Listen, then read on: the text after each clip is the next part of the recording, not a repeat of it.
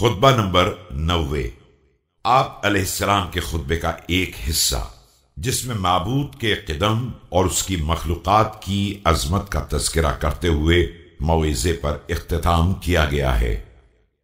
بسم اللہ الرحمن الرحیم۔ ساری تعریف اس اللہ کے لیے ہے جو بغیر دیکھے معروف ہے اور بغیر سوچے پیدا کرنے والا ہے۔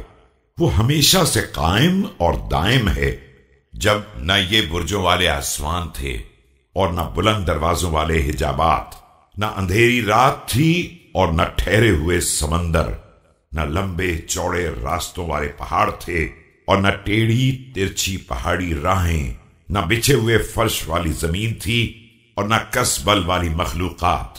وہی مخلوقات کا ایجاد کرنے والا ہے اور وہی آخر میں سب کا وارث ہے۔ وہی سب کا معبود ہے اور سب کا رازق ہے۔ شمس و قمر اسی کی مرضی سے مسلسل حرکت میں ہیں کہ ہر نئے کو پرانا کر دیتے ہیں اور ہر بعید کو قریب تر بنا دیتے ہیں۔ اسی نے سب کے رزق کو تقسیم کیا ہے اور سب کے آثار و اعمال کا احصاء کیا ہے۔ اسی نے ہر ایک کی سانسوں کا شمار کیا ہے اور ہر ایک کی نگاہ کی خیانت اور سینے کے چھپے ہوئے اسرار اور اسلاب و ارحام میں ان کے مراکز کا حساب رکھا ہے، یہاں تک کہ وہ اپنی آخری منزل تک پہنچ جائیں۔ وہی وہ ہے جس کا غضب دشمنوں پر اس کی وسعت رحمت کے باوجود شدید ہے، اور اس کی رحمت اس کے دوستوں کے لیے اس کی شدت غضب کے باوجود وسیع ہے۔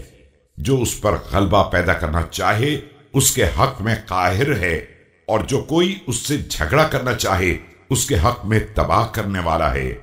ہر مخالفت کرنے والے کا ذلیل کرنے والا اور ہر دشمنی کرنے والے پر غالب آنے والا ہے۔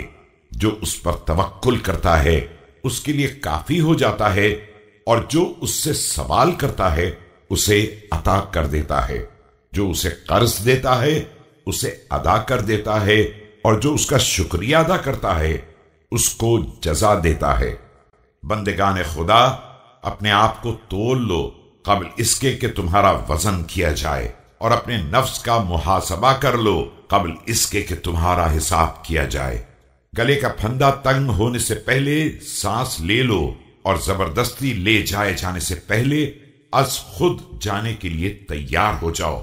اور یاد رکھو کہ جو شخص خود اپنے نفس کی مدد کر کے اسے نصیحت اور تنبیہ نہیں کرتا ہے، اس کو کوئی دوسرا نہ نصیحت کر سکتا ہے اور نہ تنبیہ کر سکتا ہے۔